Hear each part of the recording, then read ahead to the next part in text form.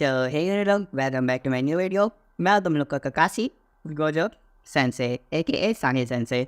तो अगर अभी तक तुम लोग ने इसके पहले वाला एपिसोड को नहीं देखा है तो ज़्यादा पहले उसको देख लेना एंड देन इस वीडियो को कंटिन्यू करना।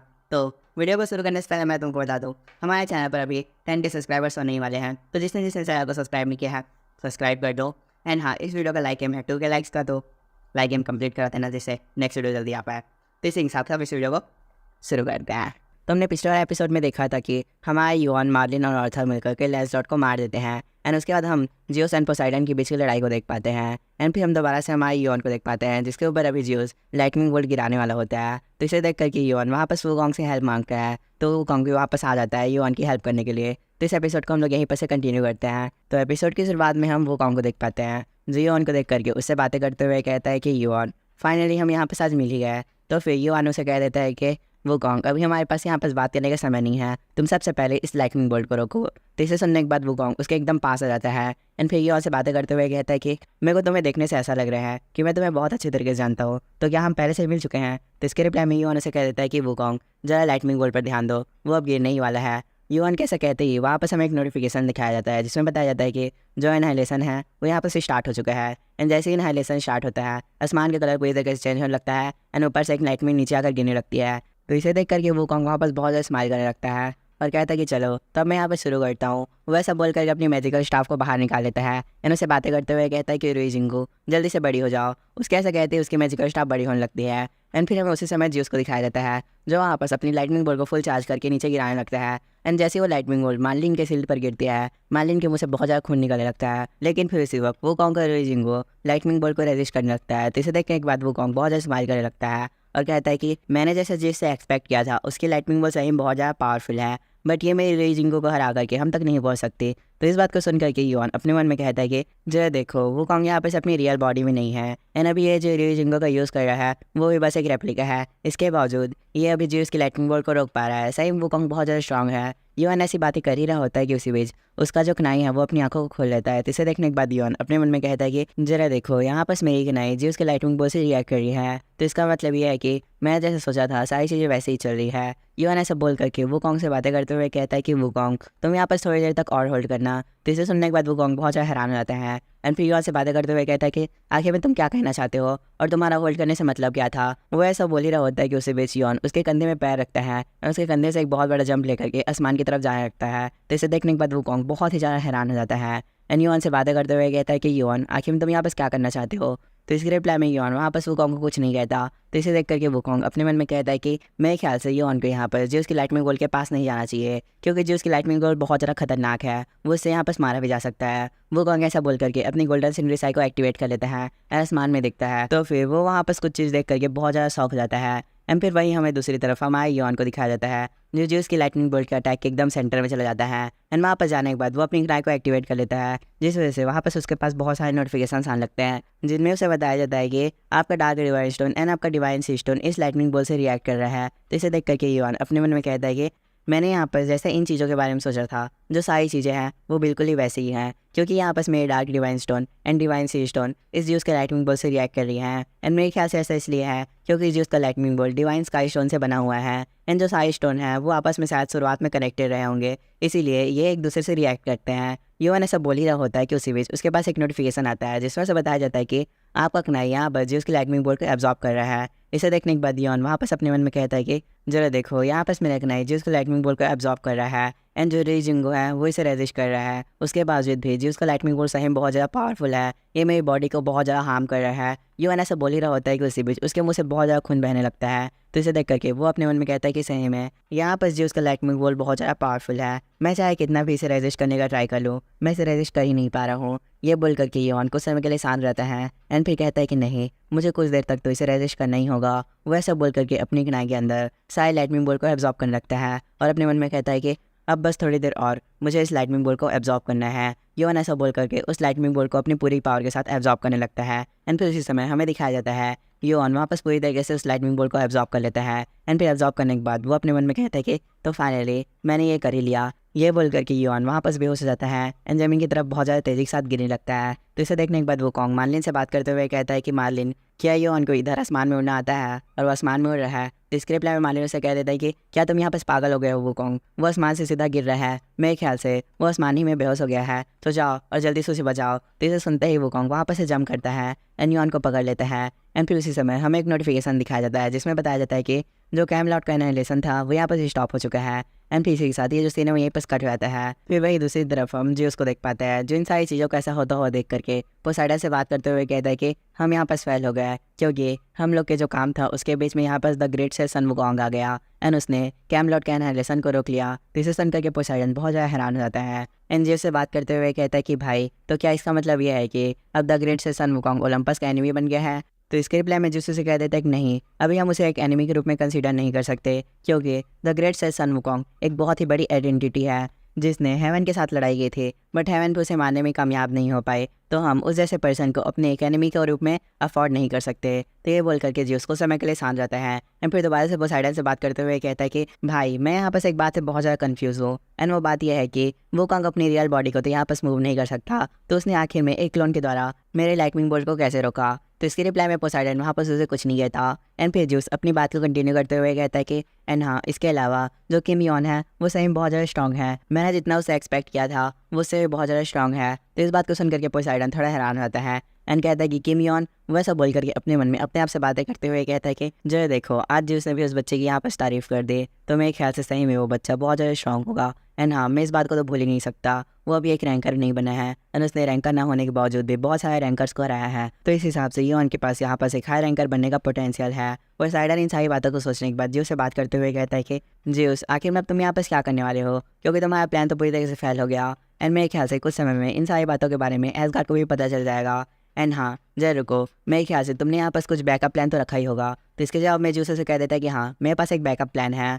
वो ऐसा बोलने के बाद पोसाइडन के ऊपर एक अटैक कर देता है। तो इसे देख करके पोसाइडन भी अपनी पावर को एक्टिवेट करके जो उसके लाइटनिंग बोल्ट को वापस ब्लॉक कर देता है एंड जो से बात करते हुए कहता है कि तो तुम्हारा प्लान ये है कि तुम इन सारी चीज़ों का ब्लेम मेरे ऊपर डालने वाले हो। तो इसके रिप्लाई में जियोस उसे कह देता है कि ब्रदर, मेरे को यहाँ पास माफ़ कर देना, बट मेरे पास इसके अलावा और कोई रास्ता नहीं बचा है ओलंपस को सुरक्षित करने का, तो इसीलिए मेरे को ये कदम लेना ही पड़ेगा। ये सब बातें बोलने के बाद जियोस अपनी बहुत ज़्यादा पावर को गैदर करने लगता है और एक बहुत ज़्यादा स्ट्रॉन्ग लाइटनिंग बोल्ट बना करके पोसाइडन की तरफ अटैक कर देता है। बट इसी समय पोसाइडन जियोस से बात करते हुए कहता है कि जियोस, तुम सही में एक बहुत बड़े बादशाह हो। एंड फिर इसी के साथ ये जो सीन है वहीं पर कट हो जाता है। फिर नेक्स्ट सीन में हम थोड़े पास का सीन देख पाते हैं जब वो कॉन्ग योन को बचाकर ला रहा था। तो उसी समय वो कॉन्ग योन को कहता है कि स्टूपिड, अगर मैं तुम्हें यहाँ पास नहीं बचाता तो तुम यहाँ पास मारे जाते, और क्या तुम्हें मरने से डर नहीं लगता? तो स्क्रिप्ट में योन उसे कह देता है कि स्टूपिड, मेरे को तुम पर बहुत ज़्यादा भरोसा है एंड मेरे को पता था कि तुम मुझे बचा ही लोगे। तो इस बात को सुन करके वो कॉन्ग वापस कुछ नहीं कह पाता। एंड फिर थोड़ी देर बाद योन से बात करते हुए कहता है कि योन, क्या मैं तुम्हें जानता हूँ? तो उसके ऐसा कहते हैं ये जो सीन है वही बस कट आता है। फिर नेक्स्ट सीन में हम हमारे योन को देख पाते हैं जो इन सारी बातों को सपने में सोच रहा होता है। फिर वो अचानक से उठता है एंड कहता है कि तो क्या मैं यहाँ पास हो गया? वो ऐसा बोल करके थोड़े खड़े होने का ट्राई करता है, लेकिन फिर उसी समय हमें उसके हाथ में मिडनाइट शील्ड को दिखाया जाता है। तो उसे देख करके वो अपने मन में कहता है कि जो देखो, यहाँ पास किसी पर्सन ने मेरे हाथ में मेरे मिडनाइट शील्ड को पकड़ा दिया है एंड मेरे को एकदम अंधेरे कमरे में रखा है। तो इस हिसाब से उस पर्सन को इस बारे में पता है कि मेरी मिडनाइट शील्ड मेरे हेल्थ रिजनरेशन रेट को 200% बढ़ा सकती है। बट आखिर में वो पर्सन है कौन? वो ये सब बातें सोच ही रहा होता है कि उसी बीच वहाँ बस मार्लिन आ जाता है। जो योन से बातें करते हुए कहता है कि योन, यहाँ पास 5 दिन बीत गए हैं जब से वो जो लाइटनिंग बोल्ट है वो यहाँ पास गिरा था। तो इन सारी बातों को सुन करके योन थोड़ा हैरान हो जाता है, लेकिन फिर उसी समय मार्लिन दोबारा से अपनी बात को कंटिन्यू करते हुए कहता है कि योन, मैंने जब तुम्हें उस दिन देखा था तब मेरे को लगा था कि तुम यहाँ पास आज मरी जाओगे, बट तुमने वहाँ पास कुछ किया जिस वजह से लाइटनिंग बोल्ट पूरी तरह से गायब हो गया। तो आखिर में तुमने वहाँ पास क्या किया? तो स्क्रिप्ट में योन उसे कह देता है कि मैंने वहाँ पास उस लाइटनिंग बोल्ट को एब्जॉर्ब कर लिया था एंड मेरे ख्याल से मुझे यहाँ पास एक न्यू स्किल मिल गई है। योन ऐसा बोलने के बाद अपनी स्किल को एक्टिवेट कर लेता है जिसका नाम रहता है फ्रेगनेंट ऑफ लाइटनिंग बोल्ट। वो उस स्किल को ऑन करके अपनी किनारे की तरफ देखने लगता है, लेकिन फिर उसी वक्त उसके किनारे से बहुत ज़्यादा लाइटनिंग बोल्ट निकल करके आसपास के रूम को पूरी तरीके से तबाह करने लगती है। तो ये सारी चीज़ों का ऐसा होता हुआ देख करके मार्लिन योन से कहता है कि योन, तुमने कुछ दिनों पहले ही इस लाइटनिंग बोल्ट से इस पूरी जगह को बचाया था, तो क्या तुम अब इस लाइटनिंग बोल्ट का यूज़ करके इस जगह को पूरी तरीके से डिस्ट्रॉय करने का सोच रहे हो? तो इसके रिप्लाई में योन थोड़ा चवी फेस बना करके मार्लिन से कहता है कि मार्लिन, मेरे को यहाँ पास माफ़ कर दो, मेरे को ये जो स्किल है वो न्यूली मिली है तो इसलिए मैं इसे अच्छे से कंट्रोल नहीं कर पा रहा हूँ। वो लोग ऐसा बात कर ही रहे होते हैं कि उसी बीच वहाँ पास एक पर्सन आ जाता है जो योन से बात करते हुए कहता है कि तुम छोटे बच्चे, तुम्हें अभी कुछ समय ही नहीं हुआ है उठे और तुमने पूरी तरह से यहाँ पर तबाही मचा कर रख दी है। तो इस पर्सन की इस बात को सुन करके मार्लिन योन से कहता है कि योन, ये जो पर्सन है वो तब से यहाँ पर है जब से तुम यहाँ पर बेहोश हो, और ये डेली तुम्हारे पास बात करने के लिए आता है। तो इस बात को सुनने के बाद योन वापस कुछ नहीं कहता। एंड फिर हमें सामने वाले पर्सन का चेहरा दिखाया जाता है, जो कि और कोई नहीं वेलकेरो रहता है। वेलकेरो बहुत ज़्यादा गुस्से में योन को कहता है कि योन आखिर में तुम यहाँ पर करना क्या चाहते हो, एंड क्या तुम ये दिखाई नहीं दे रहा है कि तुम अभी पूरी तरीके से ठीक नहीं हो, तो तुम अपनी पावर का क्यों यूज़ कर रहे हो। तो इसके रिप्लाई में योन उसे कुछ नहीं कहता। तो इसे नोटिस करने के बाद वेलकेरो और भी बहुत ज़्यादा गुस्सा करने लगता है और योन से कहता है कि योन मेरे क्वेश्चन का आंसर दो। बट इन सारी बातों को सुन करके जो हमारा योन है वो बहुत ज़्यादा सर्वी फेस बना लेता है एंड कहता है कि आखिर में ये जो बूढ़ा इंसान है वो यहाँ पर कर क्या रहा है। तो इसकी इस बात को सुन करके वेलकेरो और भी बहुत ज़्यादा गुस्सा हो जाता है एंड योन को बहुत ज़्यादा सुनाने लगता है, जिस वजह से योन के दोनों कानों से बहुत ज़्यादा खून निकलने लगता है। एंड फिर थोड़ी देर बाद वेलकेरो शांत रहता है एंड फिर नेक्स्ट सीन में हम देख पाते हैं वेलकेरो और योन आमने सामने बैठे रहते हैं और उनके सामने मार्लिन खड़ा रहता है, जहाँ पर योन वेलकेरो से कह रहा होता है कि वेलकेरो मैं जैसे सोचा था जो सारे स्टोन है वो आपस में कनेक्टेड है, तो इसीलिए जब मेरे खिलाड़ी ने उस लाइटनिंग बोल्ट की तरफ रिएक्ट किया तब मैं उस लाइटनिंग बोल्ट के पास चला गया था उसके पावर को एब्जॉर्ब करने के लिए, एंड फाइनली मैंने उसकी पावर को एब्जॉर्ब भी कर लिया। तो उसकी इस बात को सुन करके वेलकेरो से हम बोल देता है एंड फिर योन वेलकेरो से क्वेश्चन पूछते हुए कहता है कि आखिर वो कहाँ पर है। तो इसके जवाब में वेलकेरो से कहता है कि क्या तुम मंकी की बात कर रहे हो। तो इसके जवाब में योन से कह देता है कि हाँ। तो फिर वेलकेरो कहता है कि मेरे ख्याल से जो मंकी है वो आसपास कहीं सो ही रहा होगा क्योंकि उसके पास इसके अलावा कुछ काम ही नहीं है। लेकिन फिर उसी वक्त योन थोड़ा सा फेस बना करके वेलकेरो को कहता है कि मेरे ख्याल से तुम उस मंकी के कारण ही यहाँ पर आया हो। तो उसके जवाब में वेलकेरो से कहता है कि हाँ योन तुम यहाँ पर सही बोल रहे हो,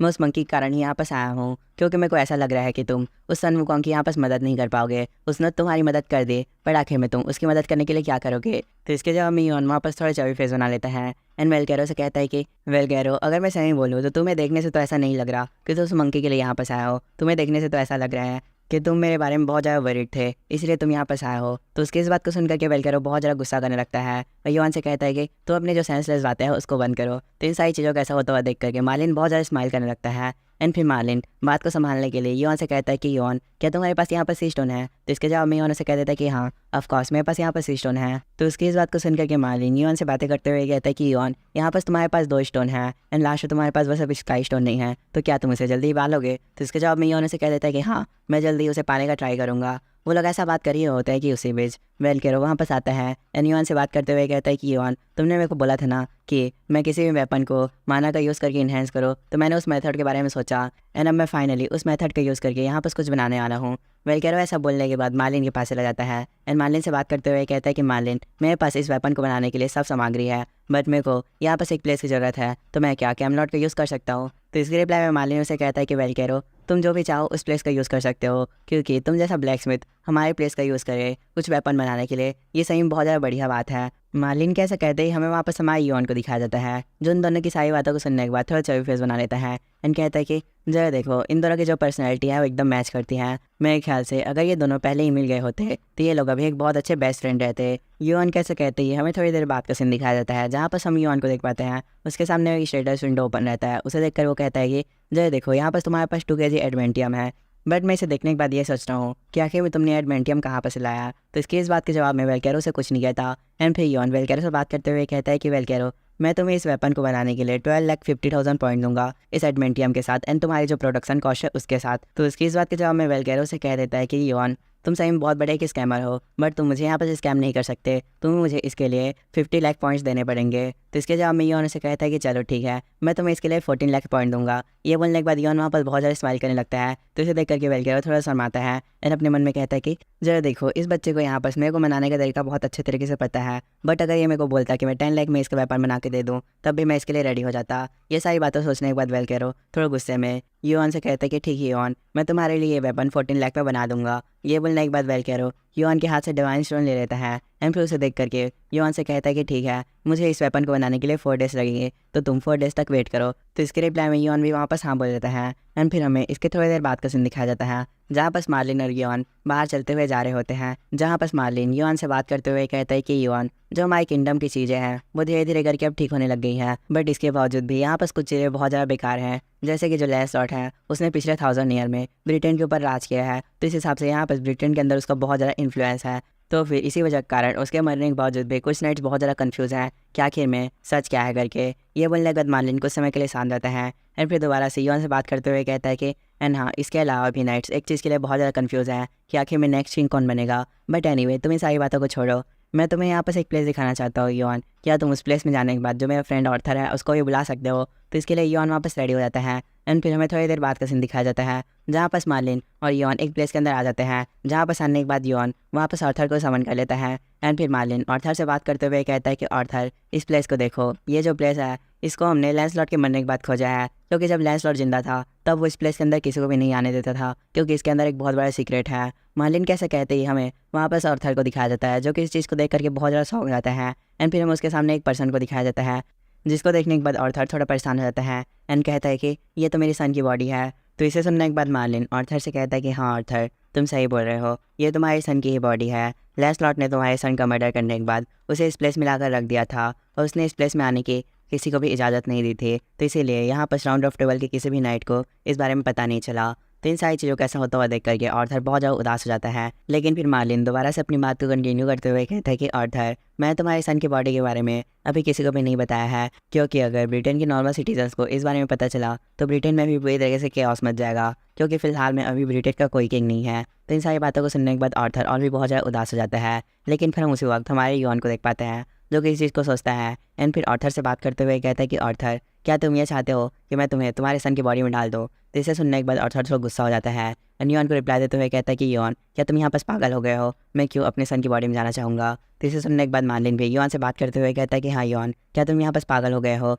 तो इन सब के रिप्लाई में योन वहाँ पास कह देता है कि ऑर्थर तुम्हारे सन का मर्डर हुए अभी बहुत साल बीत गए हैं, तो क्या तुम ये चाहते हो कि कोई दूसरा नेक्रोमेंसर तुम्हारे सन की बॉडी पर कब्जा कर ले। तो इसे सुनने के बाद ऑर्थर कहता है कि ऑफ कोर्स मैं ऐसा नहीं चाहता हूँ। तो इसके रिप्लाई में योन उसे कहता है कि ऑर्थर जरा सोचो, अगर तुम्हारे सन का मर्डर नहीं हुआ होता तो लैंसलॉट कभी भी किंग नहीं बन पाता एंड तुम्हारा सन अगला किंग बनता। तो अगर तुम अपनी सन की बॉडी में चले जाते हो तो तुम ब्रिटेन को आराम से संभाल सकते हो एंड जो इसके सिटीजन्स हैं वो भी तुमको बहुत ज़्यादा आसान से एक्सेप्ट कर लेंगे। तो इस बात को सुनने के बाद ऑर्थर कुछ समय के लिए शांत रहता है और फिर योन को रिप्लाई देते हुए कहता है कि नहीं योन मैं ऐसा नहीं कर सकता, क्योंकि मेरा सन मेरी ही वजह से मारा गया था। तो इसके रिप्लाई में योन उसे कह देता है कि ऑर्थर तो इस बात को याद रखो, तुम्हारा सन हमेशा से ब्रिटेन का अच्छा चाहता था, तो उसे बहुत ज़्यादा खुशी होगी कि अगर तुम उसकी बॉडी का यूज़ करके ब्रिटेन का अच्छा करो। तो उसकी इस बात को सुनकर के ऑर्थर कुछ समय के लिए शांत हो जाता है एंड फिर योन को रिप्लाई देते हुए कहता है कि योन तुम यहाँ पर सही बोल रहे हो, मेरा जो सन था वो हमेशा से ब्रिटेन का अच्छा चाहता था, भले ही मैं उसे कितना भी रोकूं वो ब्रिटेन का अच्छा करने से नहीं रुकता था। ये बोलने के बाद ऑर्थर दोबारा शांत हो जाता है। तो इसे देखने के बाद योन थोड़ा स्माइल करते हुए कहता है कि ऑर्थर मेरे ख्याल से तुमने यहाँ पर डिसीजन ले लिया। तो इसकी इस बात के लिए ऑर्थर भी वहाँ पर रेडी हो जाता है एंड फिर योन अपनी कनाई का यूज़ करके ऑर्थर की सोल को उसके सन की बॉडी में डाल देता है एंड जैसे ही ऑर्थर का सोल उसके सन की बॉडी में जाता है वो हमारे योन के सामने घुटने टेक देता है एंड योन से बातें करते हुए कहता है कि योन आज से तुम मेरे किंग हो और मैं तुम्हें आज के बाद कभी भी धोखा नहीं दूंगा और मैं तुम्हारा एक लॉयल सर्वेंट रहूँगा। तो उसकी इस बात को सुनने के बाद योन थोड़ा स्माइल करता है एंड फिर उसी समय योन के पास एक नोटिफिकेशन आता है जिसमें से बताया जाता है कि आपने अपना जो मिशन था उसे कंप्लीट कर लिया एंड इसी वजह से आपको the knights of King Arthur की लॉयल्टी हासिल हुई है। तो इस बात को देख करके योन थोड़ा और स्माइल करता है एंड फिर इसी के साथ ये जो सीन है वहीं पर कट जाता है।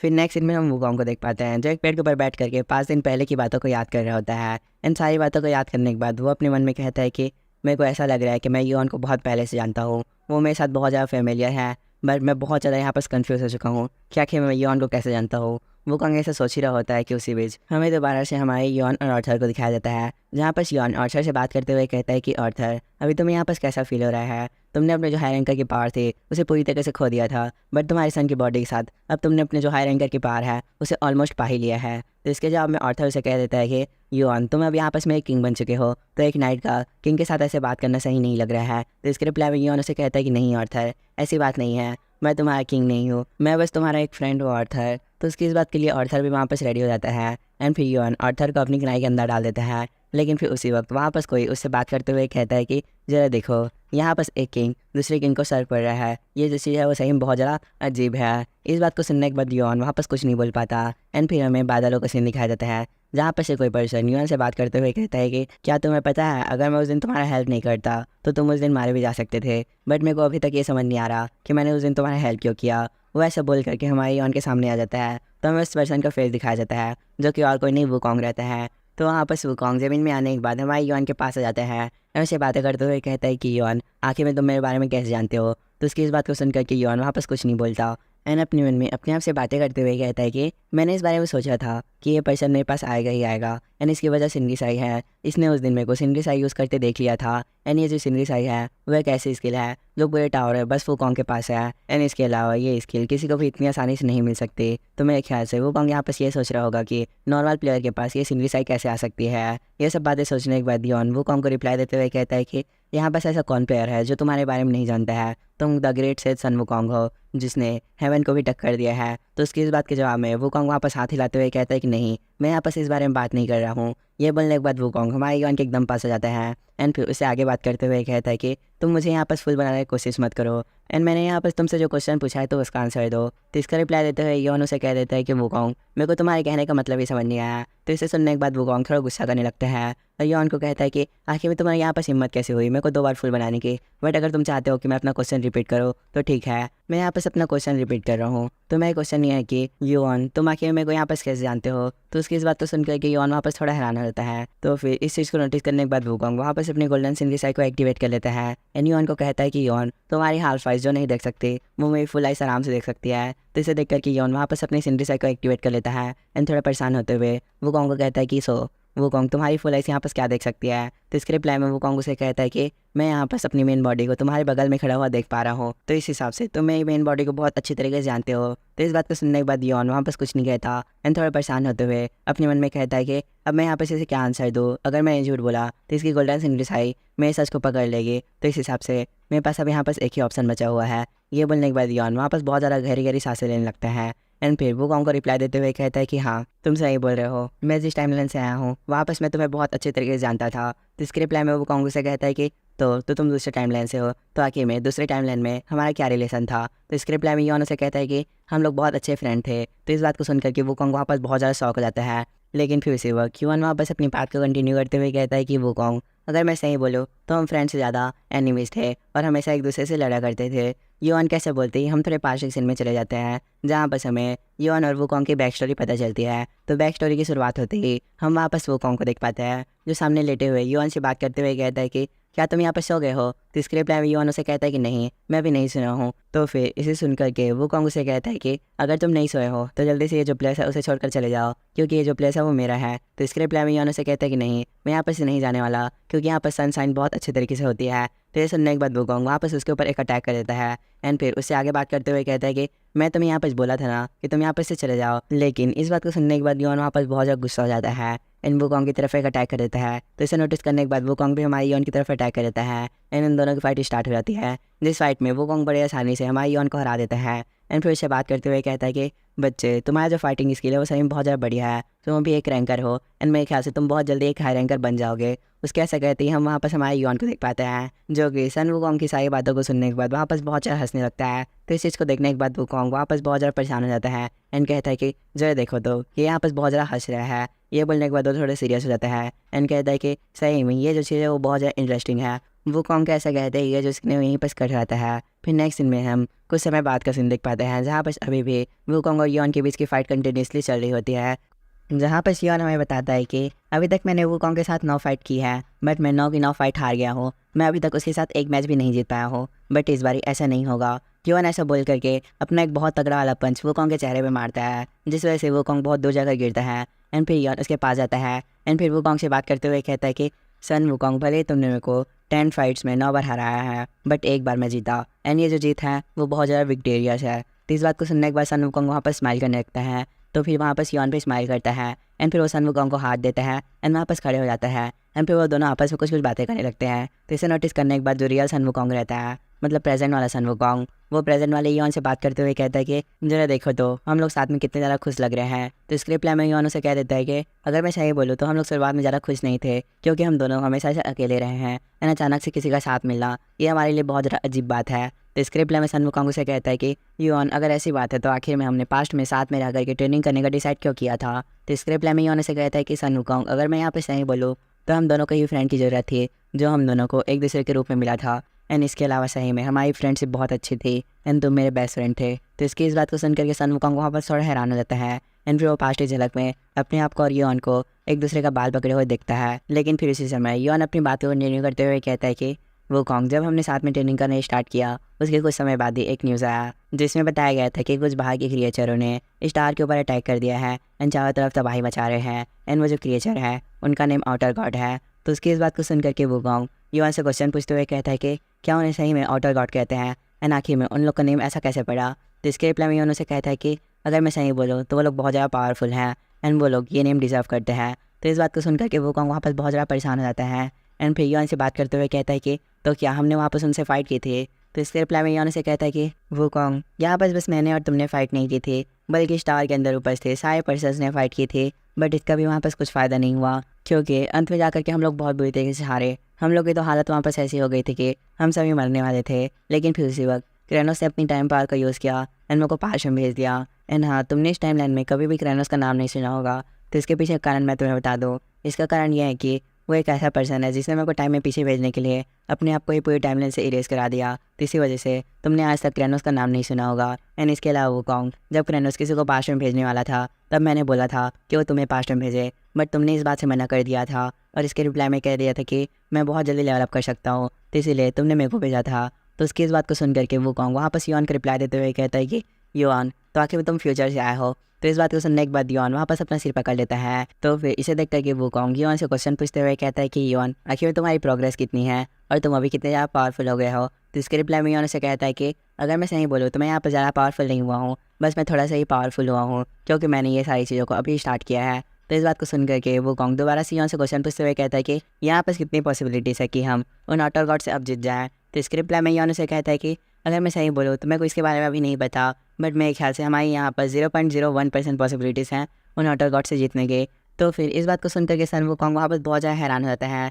तो फिर ये उनसे कह देता है कि यहाँ पर हमारे लिए पॉसिबिलिटीज़ उतनी ज़्यादा इंपॉर्टेंट नहीं है। तो इसे सुनकर के सन वुकोंग अपना सिर पकड़ लेता है एंड फिर ये उनको रिप्लाई देते हुए कहता है कि सही में मेरे को यहाँ पर जो कॉम्प्लिकेटेड चीज़ें रहती हैं वो बिल्कुल भी पसंद नहीं रहती, बट अगर यहाँ पर मेरे पास मेरी रियल बॉडी रहती तब मैं कुछ कर पाता। तो इसे सुनकर के योन उसको बात करते हुए कहता है कि हाँ, मेरे को पता है कि तुम्हारी रियल बॉडी 40 फ्लोर के मार्बल माउंटेन के अंदर सीज है। तो इस बात को सुनकर के सन वुकोंग वहाँ पर बहुत ज़्यादा हैरान हो जाता है एंड फिर योन को क्वेश्चन पूछते हुए कहता है कि योन, आखिर तुमको इस बारे में कैसे पता चला। तो इसे सुनकर के योन वहाँ पर थोड़ा चवी फेस बनाते हुए वुकोंग को कह देता है कि क्या तुमने नहीं सुना कि मैं फ्यूचर से आया हूँ, इसीलिए मैं को इन सारी चीज़ों के बारे में बताया है। तो इसे सुनकर के सन वुकोंग दोबारा से अपने सिर पकड़ लेता है एंड कहता है कि सही में ये कॉम्प्लिकेटेड चीज़ें बहुत ज़्यादा बेकार रहती है। वैसा बोलने के बाद योन से बात करते हुए कहता है कि तो योन, उस दिन तुम मेरे ऑफ़र के लिए इसीलिए रेडी हो गए थे क्योंकि तुमको पहले से पता था कि मैं तुम्हारा हेल्प मेरी मेन बॉडी को आज़ाद करने में मांगूंगा। तो इस बात को सुनकर के योन से कह देता है कि हाँ, मैं तुम्हारी हेल्प करने के लिए इसीलिए रेडी हो गया था। एंड हाँ, अगर मैं सही बोलूँ तो अगर तुम मेरे को नहीं बोलते अपनी मेन बॉडी को आज़ाद करने के लिए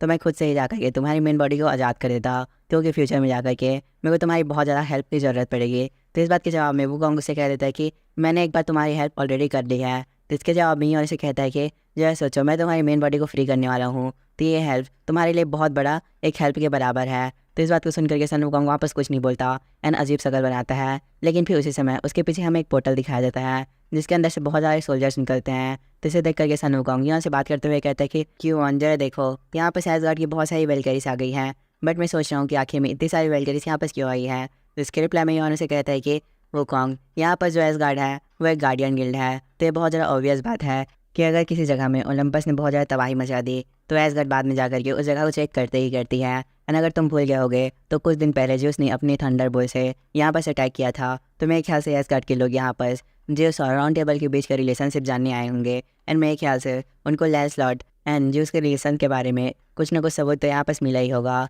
ये बोलकर कि योन वापस कुछ समय के लिए शांत जाता है एंड फिर सन वुकोंग से आगे बात करते हुए कहता है कि अगर मैं सही बोलूँ सन वुकोंग, तो फ्यूचर में ज्यूस ने round table and demon tribe का यूज़ करके एसगार्ड के साथ एक बहुत बड़ी वॉर स्टार्ट कर दी थी जिसका नाम था रैग्नारॉक। एंड जो रैग्नारॉक है उसी की वजह से फ्यूचर में एसगार्ड पूरी तरह से तबाह हो गई थी। ये बोलने के बाद योन कुछ समय के लिए शांत रहता है एंड फिर सन वुकोंग योन से बात करते हुए कहता है कि तो योन, तुम्हारा मतलब ये है कि यहाँ पर वेलकरीज एक वॉर स्टार्ट करने के लिए आई हैं। तो इसके रिप्लाई में योन से कहता है कि नहीं, यहाँ पर ऐसा नहीं है। तो फिर सन वुकोंग दोबारा से योन से क्वेश्चन पूछते हुए कहता है कि योन, अगर ऐसी बात नहीं है तो तुम मुझे जल्दी से रैग्नारॉक के बारे में बताओ कि आखिर में रैग्नारॉक क्या है और आखिर में इस रैग्नारॉक के अंदर में हुआ क्या था। तो इस बात को सुनकर कि युआन भी वहाँ पर स्टडी हो जाता है वुकोंग को रैग्नारॉक के बारे में बताने के लिए एंड फिर वो उसे बताते हुए कहता है कि बहुत लंबे समय पहले जब मैं उस टाइमलाइन में था तब ओलंपस ने लैंसलॉट को ऑर्डर दिया था demon tribe and giant tribe के ऊपर अटैक करने के लिए। तो ऑर्डर को फॉलो करने के लिए लैंसलॉट ने राउंड टेबल के साथ मिल करके demon tribe and giant tribe के ऊपर अटैक कर दिया। तो फिर इस अटैक को देख करके demon tribe and giant tribe बहुत ज़्यादा गुस्सा हो गई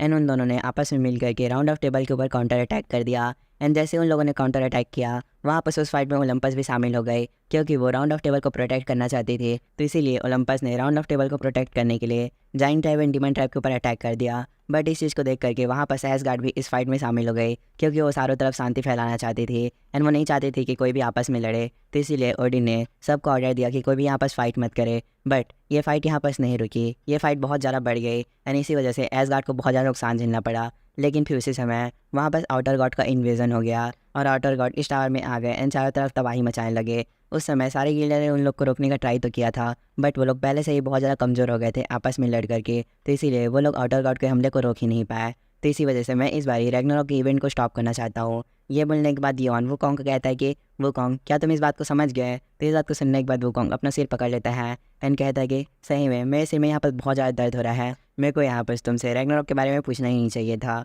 ये बोलने के बाद वुकोंग अपना सिर को पकड़ लेता है एंड कुछ समय के लिए शांत रहता है एंड फिर योन वापस से जाने लगता है। तो इसे देख करके वुकोंग योन से बात करते हुए कहता है कि योन अब तुम आगे यहाँ पर क्या करने वाले हो। तो इसके जवाब में योन उसे कह देता है कि मुझे यहाँ पर रैग्नारोक को रोकना है, तो इसीलिए मैं ओलंपस को पूरी तरीके से डिस्ट्रॉय कर दूंगा क्योंकि ओलंपस ने यहाँ पर बहुत ज़्यादा बुरे काम किए हैं। तो उसकी इस बात को सुनकर के सन वुकोंग बहुत ज़्यादा हैरान हो जाता है और अपने मन में कहता है कि सही में योन यहाँ पर बहुत ज़्यादा खतरनाक चीज़ें प्लान कर रहा है। मेरे को इसकी बातों को सुनने के बाद बहुत ज़्यादा गुस्बम आ जा रहे हैं। वैसा बोल करके योन की तरफ देखने लग जाता है एंड फिर हमें हमारे योन को दिखाया जाता है जो वहाँ पर से स्टेटस विंडो ओपन कर लेता है एंड वहाँ पर लिखा रहता है कि क्या आप यहाँ पर एडमिनिस्ट्रेटर से प्राइवेट मीटिंग करना चाहते हैं। तो इसके लिए योन वहाँ पर उसे टच कर लेता है एंड फिर सन वुकोंग से बात करते हुए कहता है कि वुकोंग तुम यहाँ पर चिंता मत करो क्योंकि मैं बहुत जल्दी ही तुम्हारी बॉडी को 40 फ्लोर से आज़ाद कर दूंगा एंड इसके लिए मेरे को यहाँ पर एक तरीका भी मिल गया है। तो इसकी इन सारी बातों को सुनने के बाद सन वुकोंग उससे बात करते हुए कहता है कि योन तुम यहाँ पर जिस मेथड का यूज़ करने वाले हो उसमें तुमको बहुत ज़्यादा प्रॉब्लम भी जा सकती है, तुमको यहाँ पर बहुत ज़्यादा पावरफुल मॉन्स्टर से लड़ना पड़ेगा। तो वुकोंग की इन सारी बातों को सुनने के बाद योन उसको कुछ रिप्लाई नहीं देता। लेकिन फिर उसी समय योन के पास कुछ नोटिफिकेशन आने लगते हैं जिनमें उसे बताया जाता है कि एडमिनिस्ट्रेटर आपकी मीटिंग के बारे में सोच रहा है कि वो आपसे मिले या ना मिले। उसका ये नोटिफिकेशन बहुत ज़्यादा बार आने लगते हैं एंड फिर इन दी एंड उसके पास एक नोटिफिकेशन आता है जिसमें से बताया जाता है कि एडमिनिस्ट्रेटर ने आपकी प्राइवेट मीटिंग को एक्सेप्ट कर लिया है एंड इसी के साथ ये जो सीन है यहीं पर कट रहता है। फिर नेक्स्ट सीन में हम योन को एक वॉल के ऊपर खड़ा हुआ देख पाते हैं जहाँ पर वो उस वॉल को देख करके कहता है कि ये जो वॉल है वो ब्रिटेन का बॉर्डर है एंड इसके बाद का जो वर्ल्ड है उसको द एज ऑफ वर्ल्ड कहते हैं क्योंकि इसके अंदर कोई भी ह्यूमन नहीं रहते एंड इसके अंदर बस मॉन्स्टर ही मॉन्स्टर रहते हैं। वो ऐसा बोल करके कुछ समय पहले की बातों को याद करने लगता है जहाँ पर इसके पास एडमिनिस्ट्रेटर आकर के बात करते हुए कहता है कि योन क्या तुम सही में इतने ज़्यादा डिफिकल्ट टास्क को क्लियर कर पाओगे। तो इसके जवाब में योन उसे कह देते हैं कि हाँ मैं सारे टास्कों को आराम से क्लियर कर लूँगा। तो इसे सुन करके एडमिनिस्ट्रेटर योन से आगे बात करते हुए कहता है कि योन क्या तुम सही में तुम्हारे जितने भी सारे आगे के फ्लोर्स हैं उनके डिफिकल्टी लेवल को बहुत ज़्यादा बढ़ाना चाहते हो। तो इसके रिप्लाई में योन उसे कह देते कि हाँ मैं सारे डिफिकल्टी लेवल को बढ़ाना चाहता हूँ। अगर जिस मेरे टास्क की डिफिकल्टी लेवल को बहुत ज़्यादा बढ़ा सकता है तो क्या ना मैं खुद से ही अपने सारे फ्लोर्स के डिफिकल्टी लेवल को बढ़ा दो। तो उसकी इस बात को सुन करके एडमिनिस्ट्रेटर वहाँ पर योन से कहता है कि योन अगर तुम ऐसा करना चाहते हो तो तुम्हें बहुत सारे पॉइंट्स देने पड़ेंगे। तो इस बात के लिए योन उसे कह देता है कि हाँ मैं सारे पॉइंट देने के लिए रेडी हूँ। तो उसकी इस बात को सुनने के बाद एडमिनिस्ट्रेटर भी वापस उसे हाँ बोल देता है एंड फिर इसी के साथ ये जो सीन है वापस से प्रेजेंट में आ जाता है जहाँ पर प्रेजेंट में योन के पास बहुत सारे नोटिफिकेशन आने लगते हैं जिनके पहले नोटिफिकेशन में बताया जाता है कि आपको इस एज ऑफ द वर्ल्ड जहाँ पर बहुत सारे मॉन्स्टर रहते हैं उसके अंदर ह्यूमन के रहने के लिए एक जगह बनाना है सारे मॉन्स्टर को मार करके और आपको इस काम को करने के लिए 1 ईयर दिए जा रहे हैं एंड इस काम में आपकी हेल्प बहुत सारे लोग करेंगे जो लोग पहले से ही इस जगह में ह्यूमन के रहने के लिए मॉन्स्टर को मार रहे हैं। तो ये सारे नोटिफिकेशन को देखने के बाद योन वापस कुछ नहीं कहता। लेकिन फिर इसी वक्त उसके पास एक और नोटिफिकेशन आता है जिसमें से बताया जाता है कि आपका टेस्ट आपके इस वॉल से जंप करते ही स्टार्ट हो जाएगा। तो फिर इस नोटिफिकेशन को देखने के बाद योन अपने मन में कहता है कि जय देखो इन लोगों ने मेरे को टेस्ट को कंप्लीट करने के लिए पूरा 1 ईयर दिया है बट ये जो समय वो बहुत ज़्यादा लंबा समय है, मेरे को इस टेस्ट को इससे पहले ही कंप्लीट करना पड़ेगा। वैसा सोच ही रहा होता है कि उसी बीच वहाँ पर वुकोंग से बात करते हुए कहता है कि जरा देखो तो तुमको एज ऑफ द वर्ल्ड में ह्यूमन के रहने के लिए जगह बनाना है। तो उसकी इस बात को सुनने के बाद योन वहाँ पर थोड़ा हैरान हो जाता है एंड फिर वुकोंग योन से आगे बात करते हुए कहता है कि योन क्या तुम्हें इस काम के लिए मेरी हेल्प चाहिए। ये बोलने के बाद वुकोंग कुछ समय के लिए शांत जाता है एंड फिर योन को थोड़ा मजाक उड़ाते हुए कहता है कि अगर तुम मेरा हेल्प चाहते हो फिर भी मैं तुम्हारे यहाँ पास हेल्प नहीं करने वाला। तो उसकी इस बात को सुनने के बाद योन उसको रिप्लाई देते हुए कहता है कि मेरे को यहाँ पास फ़र्क नहीं पड़ता कि तुम मैं हेल्प करना चाहो या ना करना चाहो क्योंकि मैं इस काम में तुम्हारी हेल्प नहीं ले सकता। क्योंकि अगर मैंने तुम्हारी इस टेस्ट में हेल्प ली तो क्या पता एडमिनिस्ट्रेटर मेरे को बोल दे कि मैंने चीटिंग करके इस टेस्ट को पास किया है। तो उसकी इस बात को सुनने के बाद वुकोंग भी उसकी बात पे एग्री हो जाता है एंड फिर वो योन से बात करते हुए कहता है कि योन तो क्या मुझे यहाँ पर तुम्हारा 1 साल तक वेट करना पड़ेगा। तो इसके रिप्लाई में योन से कह देता है कि नहीं, तुम्हें यहाँ पर मेरा बस 1 महीने तक वेट करना पड़ेगा, क्योंकि मैं इस टेस्ट को 1 महीने में पास कर लूँगा। ये बोलने के बाद योन उस वॉल से जंप कर देता है। एंड फिर जाते जाते वो कॉन्ग से आखिरी बात करते हुए कहता है कि वो कॉन्ग, जब मैं इस टेस्ट को कंप्लीट कर दूंगा तब मैं तुमको कॉल करूँगा मेरे को लेने आने के लिए, तब तुम मेरे को लेने आ जाना। योन कैसे कहते ही हमें वहाँ पर एक नोटिफिकेशन दिखाया जाता है जिसमें बताया जाता है कि आपका जो टेस्ट है वो यहाँ पर स्टार्ट हो चुका है। एंड इसी के साथ वहाँ पर टाइमर भी स्टार्ट हो जाता है। एंड फिर इसी के साथ ये जो सीन है यहीं पर कट हो जाता है। फिर नेक्स्ट सीन में हम एज ऑफ द वर्ल्ड के एक फॉरेस्ट को देख पाते हैं, जहाँ पर कुछ लोग आपस में बात करते हुए कहते हैं कि क्या तुमने सुना योन भी इस एज ऑफ द वर्ल्ड में आ गया है इस जगह को क्लियर करने के लिए। तो उसकी इस बात को सुनने के बाद उसके बगल वाला पर्सन उसको रिप्लाई देते हुए कहता है कि हाँ, वो यहाँ पर 4 दिन पहले ही आ गया है, क्या तुम उसको नहीं मिले। उस पर्सन कैसे कहते ही हमें वहाँ पर हमारे योन को दिखाया जाता है, जिसके बगल में एक पर्सन चलकर जा रहा होता है। तो उन लोग को ऐसा चलते हुआ देख करके वहाँ पर बाकी के लोग आपस में बात करते हुए कहते हैं कि क्या तुमने सुना है कि योन ने इस टेस्ट को डायरेक्ट एडमिनिस्ट्रेटर से लिया है। तो उसकी इस बात को सुनने के बाद वहाँ पर सही पर्सन उसे कह देता है कि हाँ, मैंने इस बारे में सुना है। तो फिर उस पर्सन कैसे कहते ही हमें वहाँ पर हमारे योन के बगल वाले पर्सन का नेम दिखाया जाता है, जो कि वेलॉक रहता है। एंड ये जो वेलॉक है वो पाइनर पार्टी का वाइस कैप्टन है। तो गाइस यहाँ पर जिसको भी पाइनर पार्टी का मतलब नहीं पता तो मैं उसको बता दूँ, इस मानवा में पाइनर पार्टी का मतलब ये है कि ये लोग वो पर्सन होते हैं जो लोग किसी ऐसे प्लेस में जाकर के जहाँ पर कोई ह्यूमन नहीं रहता वहाँ पर जाकर के ह्यूमन के रहने के लिए उस जगह को अनुकूल बनाते हैं, तो उन्हीं को पाइनर पार्टी कहते हैं। तो इस इन्फॉर्मेशन के साथ हम स्टोरी को यहीं पर से कंटिन्यू करते हैं। तो फिर वेलॉक हमारे योन से बात करते हुए कहता है कि योन, तुम्हारे जैसे स्किलफुल पर्सन का हमारी टीम में रहना सही में हमारे लिए बहुत बढ़िया बात है, बट तुम उतने ज़्यादा किसी से कनेक्टेड नहीं हो, तुम ज़्यादा किसी से बात नहीं करते हो। एंड तुमने मेरे को बोला था कि तुम ये जो मिशन है उसको 1 महीने में कंप्लीट कर दोगे, बट मेरे ख्याल से हम इस मिशन को कंप्लीट करने के लिए 1 या फिर 2 साल लगेंगे ही लगेंगे। तो फिर आखिर में तुम कैसे में 1 महीने में इस मिशन को कंप्लीट करोगे। तो इसके रिप्लाई में योन से कहता है कि चलो मैं तुम्हें यहाँ पर दिखाई देता हूँ कि मैं कैसे 1 महीने में इस मिशन को कंप्लीट करूँगा। ये बोलने के बाद योन वापस आगे चलने लगता है। तो इस चीज़ को देखने के बाद वेलॉक थोड़ा हैरान हो जाता है। एंड अपने मन में अपने आप से बातें करते हुए कहता है कि मैंने जब योन को हमारी टीम में ऐड किया था तब मैंने सोचा था कि योन सबसे अच्छे तरीके से बात करेगा, बट ये किसी से बात नहीं करता। एंड जो देखो अब ये आखिर में यहाँ पर करने क्या वाला है। उसके ऐसे कहते ही वहाँ पर हमें हमारी योन को दिखाया जाता है जो अपनी नाई का पावर का यूज़ करता है एंड फिर सामने बढ़ने लगता है। तो फिर इस चीज़ को देख करके जो सारे पर्सन रहते हैं वो लोग बहुत ज़्यादा हैरान हो जाते हैं एंड आपस में कुछ बातें करने लगते हैं। लेकिन फिर उसी वजह हमें वहाँ पर हमारी योन को दिखाया जाता है जो अपनी नाई का पावर यूज़ करके थोड़ा आगे बढ़ जाता है। एंड फिर वेलॉक से बात करते हुए कहता है कि वेलॉक, क्या तुम्हारी ये फर्स्ट बाइनरी पार्टी है। तो इसके जवाब में वेलॉक उसे कह देता है कि हाँ, ये मेरी फर्स्ट बाइनरी पार्टी है। तो इसके रिप्लाई में योन फिर आगे उससे बात करते हुए कहता है कि ठीक है, अगर तुम्हें ऐसा लगे कि तुम बहुत ज़्यादा खतरे में हो तो तुम अपना जो कदम है उसको पीछे रख लेना। तो उसकी इस बात के रिप्लाई में वेलॉक उसे कह देता है कि योन, कभी भी एक लीडर अपने कदम को पीछे नहीं रखता। तो उसकी इस बात को सुनने के बाद योन वापस अपनी एक स्किल को ऑन कर लेता है जिसका नाम रहता है fragrant of lightning bolt. And जैसे वो स्किल ऑन होती है उसके पास एक नोटिफिकेशन आता है जिसमें उसे बताया जाता है कि आपकी लाइटनिंग बोल्ट को यहाँ पर चार्ज होने के लिए 30 सेकंड लगेंगे, क्योंकि आपकी स्किल की प्रोफिशिएंसी बहुत ज़्यादा लो है। तो इस चीज़ को देखने के बाद योन वापस कुछ नहीं कहता एंड अपनी लाइटनिंग बोल्ट को फुल पावर पर चार्ज करने लगता है। एंड फिर जैसे ही कुछ देर बाद उसकी लाइटनिंग बोल्ट फुल तरीके से चार्ज होती है वो अपनी लाइटनिंग बोल्ट को फॉरेस्ट के अंदर शूट कर देता है। एंड तो फिर जैसे उसकी लाइटनिंग बोल्ट फॉरेस्ट के अंदर जाती है हमें वापस लिटरली बहुत सारे मॉन्स्टर को दिखाया जाता है जो कि उस लाइटनिंग बोल्ट से टच होते ही मरने लगते हैं। तो इस चीज़ को देखने के बाद वेलॉक बहुत ज़्यादा हैरान हो जाता है और अपने मन में कहता है कि सही में ये बहुत ज़्यादा पावरफुल स्किल है। अब मेरे को समझ में आया कि आखिर में ये जब बोल रहा था कि ये 1 महीने में इस टास्क को कंप्लीट कर देगा तो ये मजाक नहीं कर रहा था। ये बातें बोलने के बाद वेलॉक बहुत ज़्यादा हैरान हो जाता है। लेकिन फिर उसी समय योन से बात करते हुए कहता है कि वेलॉक, आखिर में तुम यहाँ पर कर क्या रहे हो, चलो हमें जल्दी जा करके जो सारी जगह है उसको क्लियर करना है। योन ऐसा बोल करके अपनी लाइटनिंग बोल्ट को दोबारा से चार्ज करने लग जाता है। एंड फिर इसी के साथ ये जो सीन है वहीं पर कट हो जाता है। एंड फिर हमें कुछ दिन बाद का सीन दिखाया जाता है जहाँ पर हम बहुत सारे मॉन्स्टर को मरा हुआ देख पाते हैं। वहाँ पर बाइनरी पार्टी के बहुत सारे लोग भी रहते हैं। वो लोग आपस में बात करते हुए कहते हैं कि जरा देखो तो योन ने इतने सारे मॉन्स्टर को इतनी आसानी से और इतनी जल्दी मार दिया। उन लोग कैसे कहते हैं हम वापस कुछ और पर्सन को दिख पाते हैं जो लोग बात करते हुए कहते हैं कि कैप्टन, अगर आप इतने धीरे चलते रहे तो हम योन को बहुत जल्दी ही खो देंगे। तो उसकी इस बात के जवाब में वेलॉक उसे कह देता है कि मेरे को पता है यहाँ पर तुम लोग बहुत ज़्यादा थक चुके हो, क्योंकि मैं भी तुम लोग के साथ बहुत ज़्यादा थक चुका हूँ। हम लोग सुबह से मॉन्स्टर को मार रहे हैं और हम लोगों ने थोड़ा सा भी रेस्ट नहीं लिया है, तो इसी वजह से मेरी स्पीड है वो थोड़ी स्लो हो गई है। ये बोलने के बाद वेलॉक सामने चलने लगता है एंड फिर सामने चलते चलते अपने मन में अपने आप से बातें करते हुए कहता है कि मैंने जब पहली बार योन के बारे में सुना था तब मैं ये सोच रहा था कि योन ज़्यादा पावरफुल नहीं होगा, बट उसके बारे में रूमर बस ऐसे ही फैल गए होंगे। बट अब जब मैं उसे देख रहा हूँ तब मुझे ये लग रहा है कि वो तो एक मॉन्स्टर के बराबर है। एंड अगर मैं यहाँ पर सही बोलूँ तो योन की पावर यहाँ पर एक हाई रैंकर से सिमिलर है, बट ये जो चीज़ है वो बहुत ज़्यादा इम्पॉसिबल है क्योंकि योन यहाँ पर एक रैंकर भी नहीं बना है। ये बोलने के बाद वेलॉक थोड़ा आगे चलने लगता है लेकिन फिर इसी समय वो किसी चीज़ को देख करके बहुत ज़्यादा शॉक हो जाता है। एंड फिर हम उसके सामने एक मॉन्स्टर को दिखाया जाता है जो कि स्नेक मॉन्स्टर रहता है। वो वह लोग के ऊपर एकदम अचानक से अटैक कर देता है। तो इसे देखने के बाद वह लोग अपने मन में कहता है कि अब शायद तक मैं यहाँ पर कुछ नहीं कर पाऊंगा। वैसा सोच ही रहा होता है कि उसी बीच वहाँ पर एक पर्सन आ जाता है जो कि इस मॉन्स्टर को एक ही पंच में मार देता है। तो इस चीज़ को देखने के बाद जो वह लोग के टीममेट रहते हैं वो लोग बहुत ज़्यादा चिल्लाने लगते हैं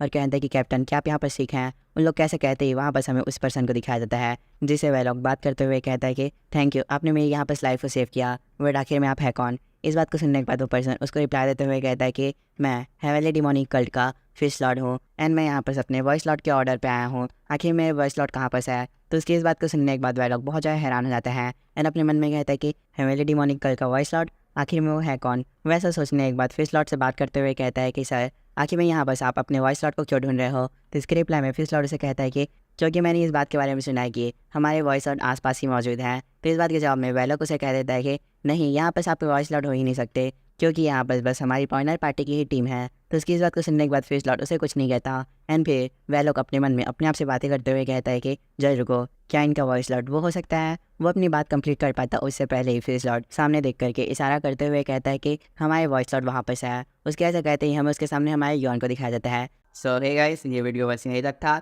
आई होप तुम लोग इस वीडियो को यहाँ तक देखा होगा एंड अगर देखा है तो पता है ना क्या करना है, लाइक शेयर एंड सब्सक्राइब, जिससे हमारे चैनल पर जल्दी से हो जाए 10K।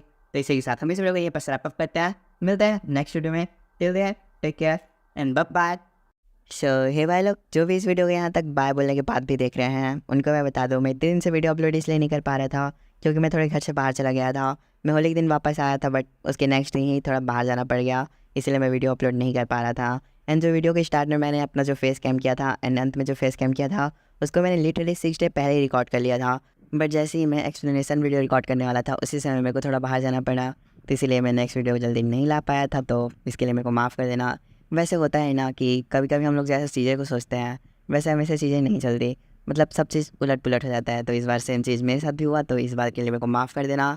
एंड हाँ, ये वीडियो लेंथ इतना छोटा इसलिए है क्योंकि इस वीडियो को मैंने लिटरली 1 डे में तैयार किया है, क्योंकि मैं कल आया हूँ एंड मैंने कल ही वीडियो रिकॉर्ड करके एडिट डब सब किया है, तो इसीलिए थोड़ा वीडियो छोटा बना है। वैसे तो मैं 1 घंटे की वीडियो बना लेता बट थोड़ा थका हुआ था तो इसीलिए नहीं बना पाया, तो इसके लिए भी माफ़ कर देना। तो अब मैं ज़्यादा आगे बात ना करते हुए इस वीडियो को रैप अप करता हूँ। मिलते हैं नेक्स्ट वीडियो में। Till there take care and bye. And अगर तुम मेरी इस बात के बावजूद भी इस वीडियो को यहाँ तक देख रहे हो तो हैशटैग ब्रोमैंस डाल देना, क्योंकि इस सीरीज़ में रोमांस तो हो नहीं रहा, ब्रोमैंस हो रहा है, तो इसीलिए ब्रोमैंस डाल देना। एंड मेरे से जो क्वेश्चन पूछना है वो पूछ लेना, मैं कंफर्म आंसर दे ही दूँगा। तो मिलते हैं नेक्स्ट वीडियो में। बाय।